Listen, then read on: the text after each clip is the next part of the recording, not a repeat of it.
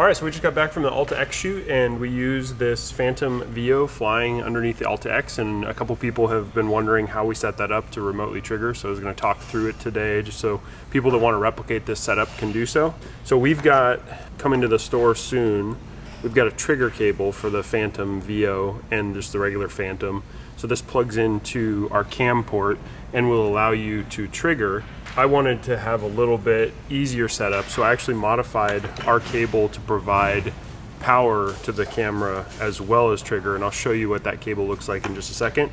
But as far as using the camera setup right now, all we had to do is plug in the trigger, plug in the power cable, and then on Mobi controller. So on Fizz config, you're going to want to set the camera type to ARRI RS. That'll be the right trigger style for the Phantom. And then after that, you're ready to go. And then when you hit the record button, it will trigger the Phantom. We set ours up to trigger 4 times center trigger. So we operate it like a still camera. So if the action's happening, like someone's doing something, we trigger right at the peak moment, and then it will save some of the footage before and some of it after. And then it automatically downloads. We trigger 4 times and then land, and we can download and review the clips to make sure we like what we have. Let me power this guy down and I'll show you the cable that I modified for the shoot. I kind of had to do it pretty quick, so it's not exactly the nicest cable job that's ever been done, but it's pretty cool because in order for us to change out and put the Phantom on the Mobi, all it takes to power it and to trigger it is this one cable.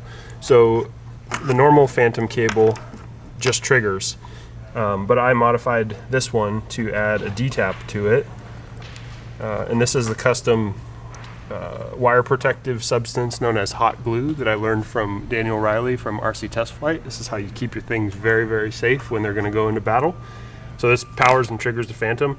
All right, so I'm going to plug in the D-tap to power it, plug in the cam port to trigger it, and then you just plug in this nice fisher into the Phantom.